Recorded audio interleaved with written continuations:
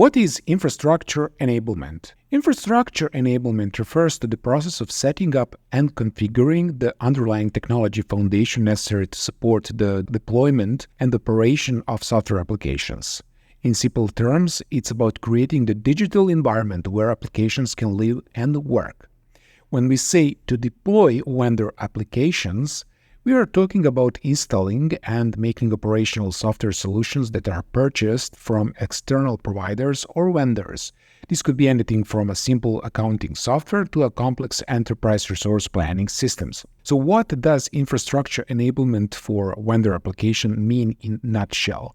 It's about ensuring that the bank's technological infrastructure, think servers, networks, databases, etc., it's ready and capable of handling the specific requirements of the vendor applications. This involves tasks such as acquiring the necessary servers, storage devices, and network equipment, installing operating systems, databases, and middleware components, setting up network connections and secure protocols, moving existing data from old systems to a new vendor applications, connecting the vendor applications with other systems used by the bank, and ensuring that the infrastructure and applications work together as expected. That's it for this lecture. I'll see you in the next.